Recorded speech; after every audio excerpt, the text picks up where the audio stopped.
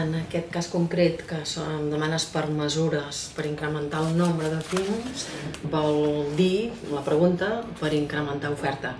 I per tant, doncs, l'acció, la política més clara per incrementar oferta, en el cas de la política lingüística del Govern de Catalunya, és línies de subvenció i acords que faciliten amb les distribuïdores, bàsicament, que hi hagi pel·lícules que es doblin i se subtitulin en català, perquè estem parlant de política lingüística, que és l'organisme que procura de fomentar que hi hagi llengua catalana en aquells espais o en aquells àmbits on no hi és, a més de fomentar l'aprenentatge de la llengua en tota la població. Per tant, oferta en català, pel que fa al doblatge i a la subtitulació, és des de política lingüística. Si parléssim de producció, aleshores és el Departament de Cultura en el seu conjunt que també té línies de foment i d'acció concreta per fomentar que hi hagi producció en català directament. La combinació d'aquestes dues polítiques fa que en conjunt pugui créixer l'oferta de cinema en català. Responent d'una manera molt concreta, són línies de subvenció que afavoreixen que hi hagi pel·lícules doblades o subtitulades, i al llarg d'aquest període en què jo he estat directora general el que hem intentat és entrar en un àmbit on abans no entràvem, és lògic perquè no existia, però que vam començar la nova política de fomentar no només que hi hagués doblatge i subtitulació en pel·lícules en les sales d'estrena, sinó en totes les plataformes de distribució, que cada vegada són la finestra per la qual es veu més cinema i producció audiovisual en general, i no només per la gent jove, sinó per la població adulta i infantil també en general. Per tant, primer teníem unes línies de subvenció per estrenes en sala, i ara tenim línies també que fomenten la subtitulació i el doblatge en les plataformes, a més de acords. Aquestes línies són línies sense concurrència, obertes, perquè les distribuïdores, en el cas de les estrenes, o les distribuïdores i les empreses de subtitulació hi accedeixin sense concurrència, optant amb unes característiques que han de complir com a bases en un cas i en l'altre, per poder fer aquestes pel·lícules doblades i subtitulades. Però a més tenim també una altra línia d'acció, que no és una línia directa de subvenció, sinó que són acords amb empreses que ens ajuden a fer que també hi hagi més pel·lícules. Per exemple, un acord que hem mantingut i que ha fet créixer molt el cinema en aquestes plataformes és l'acord amb Movistar. També l'impuls de Filmincat, que ja sabeu que és una plataforma íntegrament en català. És a dir, que hi ha línies i acords concrets amb empreses amb aquestes mateixes finalitats. Això pel que fa a l'oferta, perquè tu em preguntes per l'oferta. En principi és una línia que ajuda, com que pot canviar i va canviant la tendència de l'oferta, doncs és una línia que va en la mateixa direcció que anava la llei de cinema, amb una progressivitat molt més tranquil·la, molt més pausada. El que sí que hi ha, diguem-ne, de diferència com a acció és, a més de la llei que obliga, les lleis sempre designen unes obligacions que s'han de complir, en veure aquesta situació amb el sector. Des del Departament de Cultura i directament des de Política Lingüística el que tenim són maneres de treballar amb el sector per afavorir que tendim cap a aquest augment de cinema en català. El Departament de Cultura el 2011 va fer un acord de col·laboració amb la Federació de Distribuïdores, amb les majors, per entendre'ns ara amb certa facilitat, amb les distribuïdores americanes, que tenen seu a Madrid majoritàriament, i a més amb el gremi de distribuïdors aquí a Catalunya i nosaltres. Per tant, amb aquests tres elements, oferta, és qui fa la pel·lícula i qui l'ha de doblar, però després qui l'ha d'exhibir, i nosaltres que tenim i compartim aquesta voluntat de fer créixer el cinema en català. I amb aquest acord i aquest treball conjunt que fem aquests tres elements, empresa clarament, però cinema de distribuïdora i exhibició, doncs acordem quina és la política que ens ajuda a augmentar amb més facilitat aquest buit que encara existeix molt fort en la llengua catalana. És a dir, que pactem una mica conjuntament quines pel·lícules, nombre de pantalles, territori, és a dir, això ho pactem, ho negociem, en parlem, mirem de prioritzar. Nosaltres, com a política lingüística, doncs, demanem que sobretot aquestes pel·lícules, entre les pel·lícules que es poden fer, doncs sobretot n'hi hagi d'infantils, perquè pensem que és on realment hi ha d'haver àudio en català i més llibertat, per dir-ho així, per fer la tria de les pel·lícules subtitulades. Però en canvi intentem que siguin sobretot pel·lícules infantils, les doblades, i pel·lícules familiars. Doncs això ho treballem conjuntament amb la informació, amb les dades, segons les pel·lícules que hi ha cada any, que això també depèn una mica de l'oferta que ells tenen. Pacten en aquest cas ells sobretot quines distribuïdores en fan quantes, per cobrir tot l'any amb estrenes, i especialment a l'època en què tenim més interès perquè hi hagi aquestes pel·lícules Nadal, per exemple, o el període de vacances de Nadal, o el període de vacances d'estiu. I després sí que canalitzem els resultats d'aquests acords a través d'aquestes línies de subvenció que us comentava. En la línia de plataformes, d'explotació posterior en sala, s'hi poden presentar tant els estudis com les distribuïdores, i per tant, si una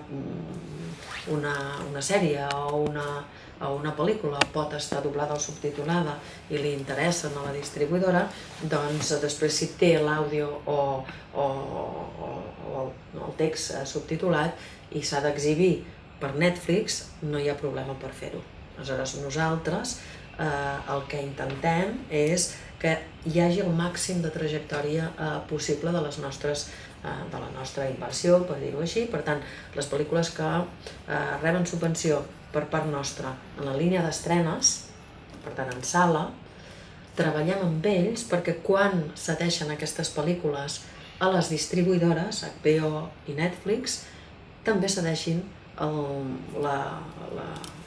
la pista en llengua catalana. Això ens està costant una mica més perquè això sempre són problemes de diners, però el que és important és que tinguem el doblatge i la subtitulació feta, perquè aleshores ja no hi ha argument més que molt tècnic i de molt poc baix cost perquè l'emissió no es faci. El fet que hagin fet durant tant de temps aquesta política d'estrena ha permès que Filmincat pugui obrir un portal com el que ha obert, perquè no ha començat de cap i de nou, sinó que emet el que ja teníem, especialment totes les pel·lícules infantils, i també les que anem fent amb aquesta nova línia de treball. Per tant, ells tenen oberta la porta perquè nosaltres els ajudem econòmicament, i tenen també el compromís de les distribuïdores de si hi ha la pel·lícula en català que la incorporin. Movistar ho fa amb un creixement molt elevat, no només amb l'acord que tenim amb ells d'un nombre determinat de pel·lícules que subtitulem amb el compromís de compartir el cost, sinó que ells incorporen a Movistar les altres pel·lícules que exhibeixen i que nosaltres ja hem finançat el doblatge o la subtitulació. En aquest moment hi ha 30 pel·lícules amb àudio infantils que tu les pots veure i que les hem pagat per una altra via, no pas directament amb Movistar. Clar, això, diguem que l'estructura del cinema, de l'audiovisual, ho permet ara, no ho permetia 10 anys enrere. Per tant, depèn molt de la decisió última de Netflix i també de la distribuïdora de forçar això mateix. Les distribuïdores ens prometen i ens juren i ens diuen que sí. És un món, si vosaltres coneixeu el món, sabeu que és un món complex, també des del punt de vista empresarial, perquè nosaltres treballem amb la part de les empreses de Disney, d'Universal, aquestes distribuïdores que ens sonen tant, i són els responsables dels àudios, d'aquesta distribució en sala, però després és una altra empresa que està en una altra banda que fa per aquesta mateixa distribuïdora aquestes negociacions amb les plataformes, i aleshores ells han de treballar també en aquest sentit, diguem-ne, per afavorir això amb nosaltres. No és que sigui el mateix interlocutor, és la mateixa empresa, però són empreses molt grans amb distribucions diverses. Per tant, és un món molt complex, però hi són favorables, tot i que costa una mica en alguns casos. Anem avançant, anem acotant una mica les fórmules de relació. Per exemple, en el moment en què jo ara fa 5 anys que soc directora general, quan vaig començar aquesta línia no hi era, ni l'acord amb Movistar, ni tampoc la línia en plataformes, l'hem implantada nosaltres, i la línia d'estrenes era una que hem fet a mesura que hem anat modulant aquesta informació i aquest coneixement i aquestes noves línies. Hem posat també unes clàusules d'obligació en la d'estrenes. I, per exemple, en la d'estrenes ara hi ha una clàusula que diu clarament que si hem pagat aquesta subvenció per un doblatge o per una subtitulació i cedeixen això en una plataforma, han de cedir també obligatòriament. Els és igual si la pel·lícula l'has estrenat avui o l'has estrenat fa un mes o l'has estrenat fa 2 anys, els nens van canviant, per sort, i les pel·lícules tenen molt més recorregut que la setmana d'estrena. Per tant, nosaltres, si apostem per una oferta d'àudio en català infantil, ens permet després també fer una oferta molt més gran. I la subtitulació, en el cas de les estrenes, això en tot cas us ho comento una mica com a sorpresa. Quan vam fer la línia per a les plataformes de distribució, pensàvem, perquè el sector, diguem-ne, aparent, i les persones diuen només subtitulació, que això, tota llengua de cultura, aposta només per la subtitulació. Bé, nosaltres vam obrir aquesta línia per a les plataformes i vam posar una clàusula amb unes característiques per subtitulació i per doblatge, i vam pensar que només ens demanarien subvenció a les distribuïdores i als estudis per a la subtitulació de les pel·lícules, perquè és el que les plataformes demanen. Doncs és mentida. Això ho hem constatat amb els nostres propis ulls, que majoritàriament volen les dues formes.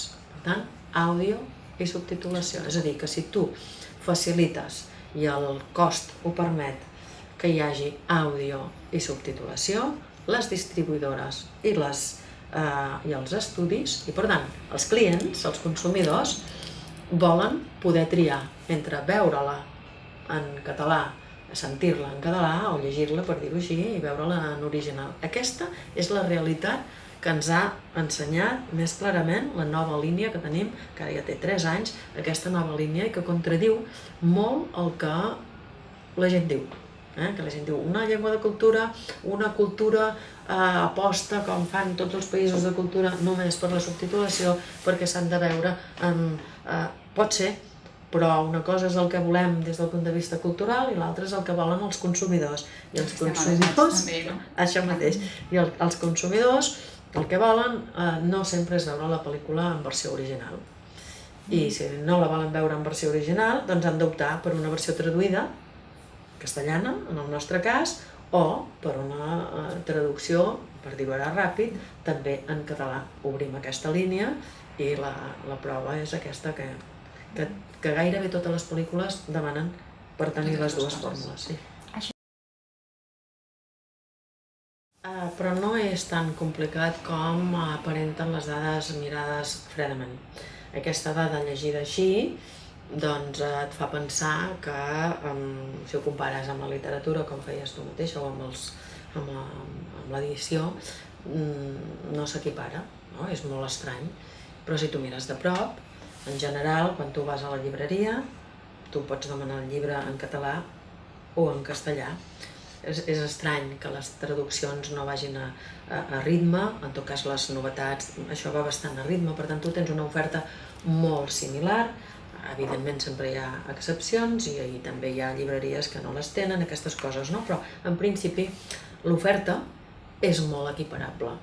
En canvi això no està passant amb el cinema, és a dir, tu tens l'àudio, tens la pel·lícula doblada o tens la pel·lícula subtitulada, però després aquí entra en joc, si és en sala, la sala, els cinemes, i són ells els que hi treuen i posen les pel·lícules. Per tant, el que tu no pots valorar és un tant per cent com aquest sense poder comprovar que ha estat en igualtat de condicions. I això és rarament així. Es pot intentar obligar, es pot intentar, com estem fent també, esperonar amb accions de sensibilització i amb accions de foment amb una línia de subvencions que també aquestes s'ofereix des de l'ISEC en l'exhibició, és a dir, un increment de suport a l'espectador si la pel·lícula l'ha vista en català, de cara a la sala, per tant s'intenta fer-ho per aquesta via, perquè si no la política no la pots veure només amb aquesta dada, perquè tu has fet dobles la pel·lícula i la tens també doblada en castellà, però no l'exhibeixes en un 50% i no l'exhibeixes a més en tot el territori. Per tant, aquí què és el que passa? Doncs passa una cosa molt senzilla, i és que quan la gent va al cinema que li queda més a prop o el que més li agrada. I per tant, si allà tu no tens la doble oferta, sempre i en totes les sessions, tu no pots valorar que aquella política et funciona del tot. És impossible. És a dir, el dia, i jo ho intento, el dia que aconseguim que hi hagi, no només que tinguem oferta, sinó que l'oferta en sala sigui en un 50-50, podrem arribar a dir si la gent va al cinema o no va al cinema en català. Mentrestant, això no ho pots dir, és a dir, aquesta dada, perquè sigui real, tu l'has d'agafar, nosaltres també ho fem, això, i diem, a veure, aquesta pel·lícula ha estat doblada en català i s'ha exhibit a on? Quants dies hi ha estat? Una setmana? L'altra hi ha estat 3 setmanes? Per què? Saps? És a dir, en territori, en igualtat de condicions, perquè clar, després tu sumes i dius, bé, sí, l'hem fet en 25 sales, però resulta que l'altra ha estat en 50 sales, però nosaltres bé hem tingut una setmana perquè l'exhibidor ha decidit que la treia, i les altres, perquè la condició és per obrir, no per mantenir de moment. I l'altra l'ha tingut molt més temps i a tot el territori, i a més posant-se a les sales i a les pantalles on abans hi havia una catalana. I al final tu fas una suma i una resta i et surt un tant per cent. Home, no és just. Això a mi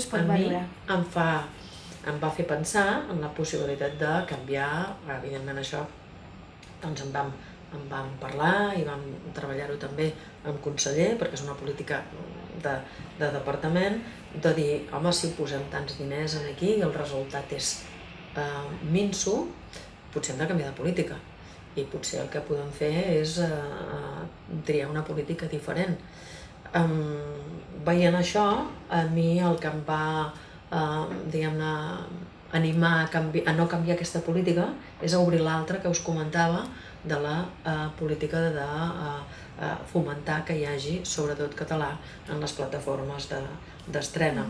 Per tant, podem mantenir la de sales, perquè després continuen la seva trajectòria a Movistar, a Filmin i a tot arreu. És a dir, tu una pel·lícula que has fet amb àudio aquí, després continua el seu recorregut. No la tornes a doblar perquè, a més les condicions t'ho impedeixen. I per tant, és una línia que jo crec que com a normalitat de país l'hem de mantenir de moment i que sobretot el resultat es demostra perquè ha crescut més el tant per cent de visió de pel·lícules en català en plataformes.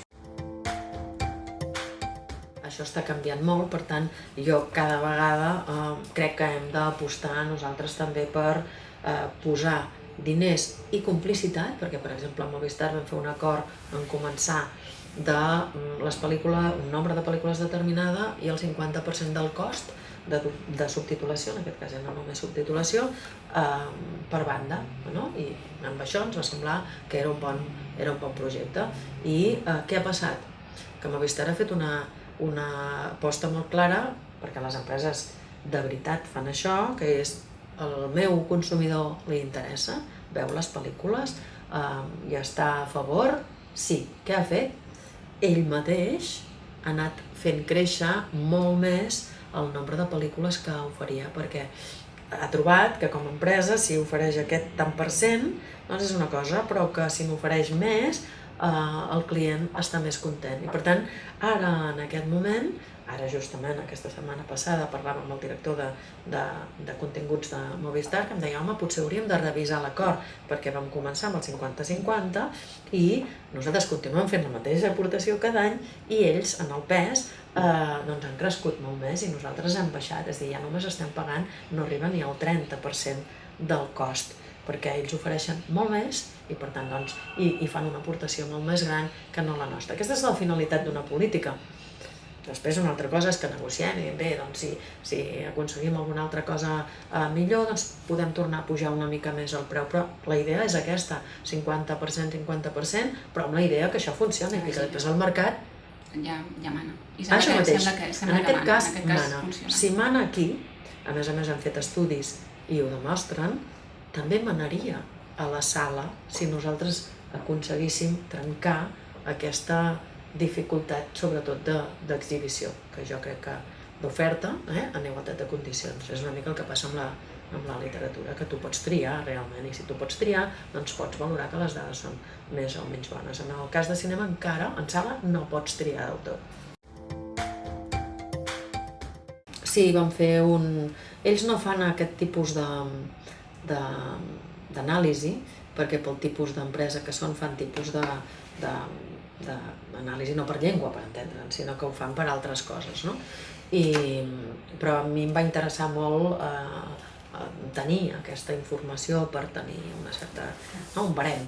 I van fer un estudi i va sortir amb unes dades magnífiques, ells van estar molt contents i ara els vaig demanar que tornessin a fer-ho, ho han tornat a fer, encara no les han fet públiques, espero que aviat les puguem fer públiques, però també són favorables. I ho són, també perquè què ens està passant? Que nosaltres hem apostat per aquí i hem fet moure també altres plataformes. Mentre apostàvem per aquí i funcionava bé, Filmin oferia una cosa semblant sense català. Què va passar? Que Filmin diu hi he de posar el català perquè si no doncs la competència perdo clients, no? I aleshores va apostar, nosaltres també els vam ajudar, per Filmincat. Però això ens permet, no? És a dir, si tu ho poses en el mercat com perquè sigui realment una competència de qualitat de cara a l'usuari, doncs la llengua és un valor afegit, és un valor més.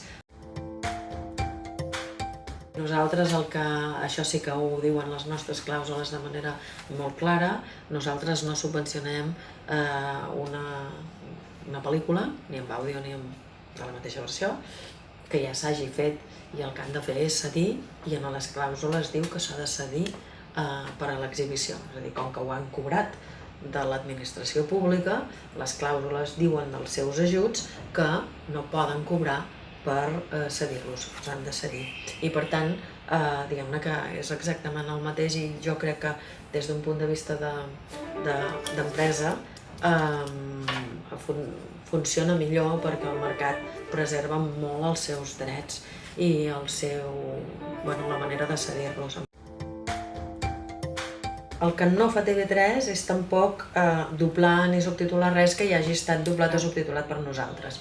I en aquest punt, també en aquest període, el que hem fet és intercanviar molt millor la informació perquè realment la tinguin ells i la tinguem també nosaltres, perquè el que es dobla i se subtitula per TV3 o per una televisió no es pot emetre en sala per raons tècniques, és a dir, les condicions tècniques no són les mateixes. Per això un àudio i una subtitulació per sala té uns requeriments diferents i un preu que també és diferent. Però al revés sí, és a dir, tot el que nosaltres fem sí que es pot emetre i tot el que nosaltres subvencionem per la via de les plataformes, evidentment per la televisió també. Per tant, aquí el que tenim ara és un intercanvi d'informació molt més clar per alimentar-nos els uns als altres. Però nosaltres no fem cap aportació ni subvenció a la televisió ni al revés.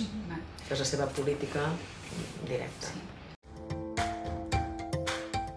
Pel que fa a les nostres, no, jo diria, per presumir, que més aviat ha sigut al revés. En el cas, per exemple, de Movistar, després de fer l'acord nosaltres, jo mateixa, parlant amb el que aleshores era el responsable de política lingüística del País Basc, li vaig dir, escolta, jo he fet un acord magnífic, que no sé què, i crec que potser per a la teva llengua també. Pot ser, parlo amb el director de continguts, i va estar molt content. Després la realitat de la llengua va ser diferent, bàsicament perquè, per exemple, nosaltres tenim un sector molt fort audiovisual i tenim unes distribuïdores fortes i sobretot tenim uns estudis de doblatge i subtitulació molt forts a Catalunya, en totes les llengües, però en català també, i per tant fer aquest acord amb Movistar va significar posar-se d'acord amb coses, però no necessitàvem treballar un sector determinat. Això al País Basc no ho tenien, i per tant a l'hora de fer el doblatge o la subtitulació van haver de recórrer a un altre tipus d'empreses o de professionals. Per la pregunta de si ens emmirallem amb altres, jo diria que no. Hi havia això, jo, diguem-ne que ho vaig canviar. Això sí que és una decisió de la meva etapa. En el moment que jo vaig agafar aquesta responsabilitat, durant un temps vam continuar fent un control de qualitat de la traducció o de l'àudio,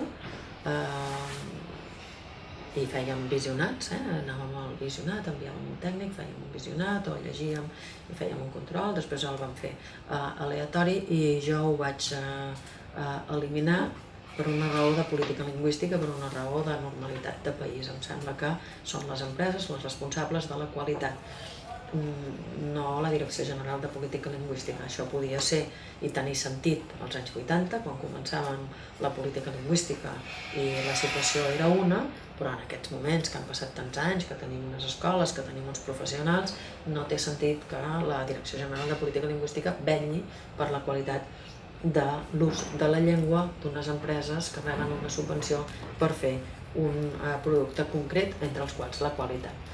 Això no es feia amb les editorials, perquè ho havíem de fer amb les pel·lícules. Si la distribuïdora o l'estudi de doblatge no fa bé la seva feina, doncs segurament tindrà problemes per continuar fent aquest tipus de feina. Això no treu que, evidentment, quan hi ha algú que troba errors i avisa, que això passa en totes les llengües, nosaltres els avisem i els diem i els vetllem, els diem, escolta, la qualitat és responsabilitat teva, però no fem cap control, tot i que el fèiem, perquè la finalitat és aquesta. La responsable de la qualitat del producte és l'empresa i, per tant, no només ha de fer l'àudio en català, l'ha de fer bé.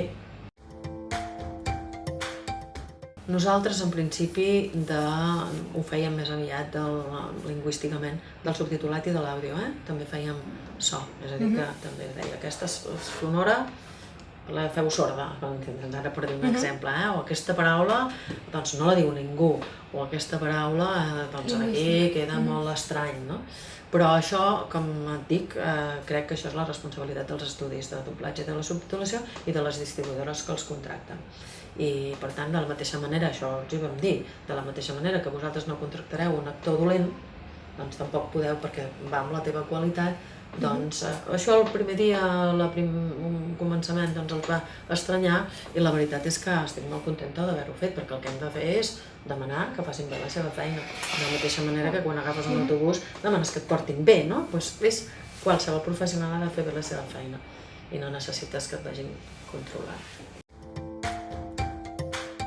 Efectivament, és això una mica el que comentava abans, encara que des del meu punt de vista la normalitat és que hi hagi els productes que tu tens en la teva llengua o en la llengua que és natural i pròpia del país. Per tant, si tens àudios que són en castellà, que també els puguis tenir en català. Si tens versions subtitulades en una altra llengua, que també les puguis tenir en català. Per tant, és evident que en els infants, ella ho acaba de posar amb un exemple molt clar, les pel·lícules infantils han de tenir àudio en català. I això és més que natural, perquè si no, això influeix en l'ús de la llengua i, a més de l'ús de la llengua, en la percepció que el nen té de la llengua. Em refereixo a l'estatus que té una llengua, de prestigi, de naturalitat i normalitat en un context determinat, de joc. És a dir, tu no veus aquells ninots jugant en català, doncs et penses que allò és un espai privat per a la llengua, i per tant l'àudio en l'espai infantil té una influència molt clara, no només en l'ús, sinó en l'estatus de la llengua, i per això per nosaltres és prioritari. I després és prioritari que hi hagi també la versió subtitulada, però per una raó, diguem-ne, de normalitat de la llengua, en aquest cas ja de prestigi, no tant d'ús, que tu puguis triar, si la vols veure subtitulada, doncs en francès, en anglès, que és una mica el que està passant en aquests moments, o en castellà o en català, que l'opció hi sigui.